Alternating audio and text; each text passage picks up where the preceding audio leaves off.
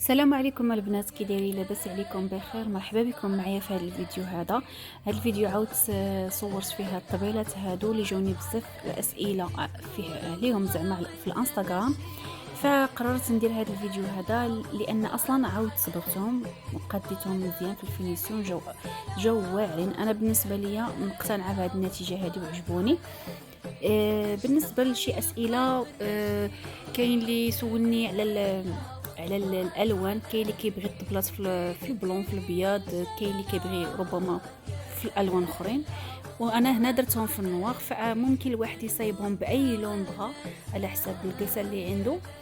وكاين البنات اللي سولوني على الطريقه، بغاوني نشارك معاهم الطريقه من الاول اللي صايبت بها الخشب. فانا درت ديجا واحد الفيديو قصير، لكن ما لقيتش راسي مصوره ان الطريقه ديال الخشب كيفاش صاوبت الطبله من الاول حتى للتالي. فيعني ما نقدرش نعاود نصاوب بوحدين اخرين، ما عرفتش من هذا حاليا، ما عرفتش. بالنسبه للصباغه فهي باينه كما كتشوفوا، وريتكم حتى نوع الصباغه اللي كنخدم بها انا.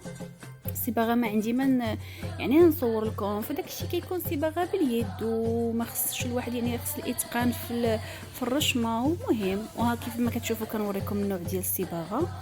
فالمهم البنات اللي بغات شي حاجه ولا اي سؤال ولا تدخل عندي الانستغرام، غادي نحاول الا ما نسيتش نحط لكم الانستغرام هنا اولا في صندوق الوصف. اللي بغات شي حاجه ولا تسولني اي سؤال مرحبا بها عندي تما، خصوصا البنات ديال الاغلبيه ديال اوروبا هما اللي عطاوني بزاف الاسئله. مرحبا بهم في قناتي ومرحبا بهم في الانستغرام، ومرحبا بكاع البنات الجداد.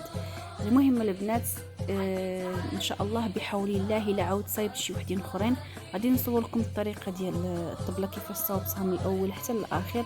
وبالنسبه للصباغه فانا وليت درت لكم هذا الفيديو صباغه ما يمكنليش لان داكشي باليد وكيشد شويه د الوقت، وكما كتشوفوا في الفيديو في التصاور كلشي واضح.